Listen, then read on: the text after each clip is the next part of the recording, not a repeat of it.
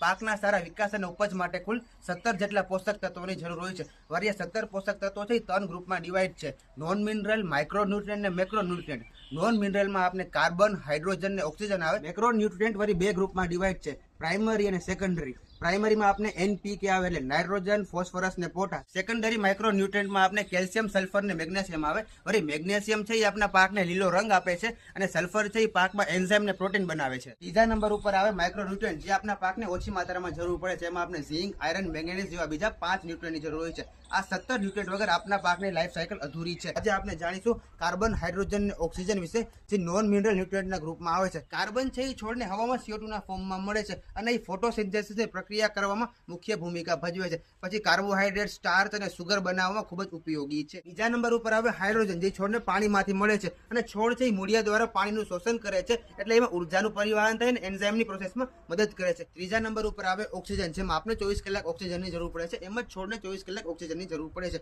આ ઓક્સિજન છે એ છોડને હવા અને પાણી બંનેમાંથી મળે છે અને આ ઓક્સિજન છે એ મૂળિયા પણ સ્વચ્છ રાખે છે અને છોડને પણ સ્વચ્છ રાખે છે।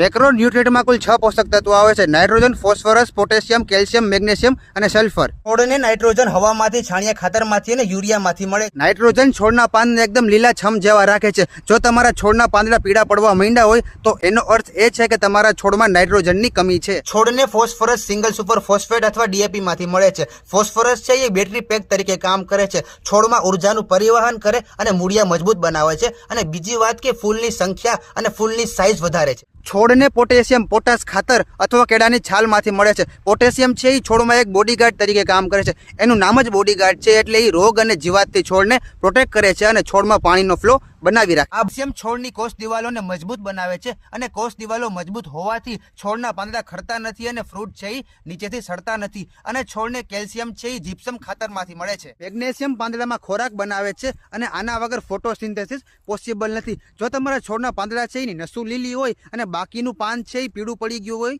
તો એનો અર્થ એ છે કે એમાં મેગ્નેશિયમની કમી છે। સલ્ફર છે એ ફળમાં સ્વાદ બનાવવાનું કામ કરે છે। જો તમે ઈચ્છતા હો ડુંગળી, લસણ અને બીજા શાકભાજીમાં એનો સ્વાદ સરખો આવે તો તમારે તમારી જમીનમાં સલ્ફર નાખવું પડે છે। સારું ખાતર અને પાણી આપ્યા બાદ પણ છોડનો વિકાસ થતો નથી તો એમાં માઇક્રોન્યુટ્રિયન્ટની કમી છે। માઇક્રોન્યુટ્રિયન્ટ એટલે એવા પોષક તત્વો જે આપણા છોડને ઓછી માત્રામાં જોઈએ છે અને એ વિટામિન્સ તરીકે આપણા છોડમાં કામ કરે છે। છોડની હાઇટ ના વધતી હોય, છોડનું પાન નાનું રહે અને ઉપજ ઘટે તો સમજી જવાનું કે તમારા છોડમાં ઝીંકની કમી છે। ઝીંક છે એ છોડમાં વૃદ્ધિ વધારે અને હોર્મોનનું ફોર્મેશન કરે છે। નવા પાંદ આવે એ પીળા પડવા માંડે તો સમજી જવાનું કે તમારા છોડમાં આયરનની કમી છે। આયરન છે એ છોડને એકદમ લીલા છમ જેવો રાખે અને ક્લોરોફિલ બનાવવાનું કામ કરે છે। લીલા પાન ઉપર પીળા ડાઘ પડવા માંડે અને તમારા પાકની વૃદ્ધિ ઘટે તો સમજી જવાનું કે એમાં મેંગેનીઝની કમી છે। મેંગેનીઝ છે એ ફોટોસિન્થેસિસ કરે અને તમારા છોડમાં નાઇટ્રોજનનું સરખું પાચન કરે છે। છોડ નબળો પડવા માંડે અને તમારા છોડમાં રોગ અને જીવાતનું પરિણામ વધવા માંડે તો તમારા છોડને કોપરની જરૂરત છે। કોપર છે એ છોડમાં એન્ઝાઇમનું એક્ટિવેશન કરે છે અને છોડને રોગ અને જીવાતથી પ્રોટેક્ટ કરે છે। છોડમાંથી ફૂલ ખરતા જોવા મળે અને ફ્રૂટ અને ફૂલની સાઇઝ ના વધતી હોય તો સમજી જવાનું કે બોરોનની કમી છે। બોરોન છે એ છોડમાં ફૂલ વધારે અને ફ્રૂટની સાઇઝ વધારે છે। બધા ખાતર યુઝ કરવા પહેલા તમારે તમારી જમીનનું સોઇલ pH માપવું, પછી જ આ બધા ખાતરનો યુઝ કરવો।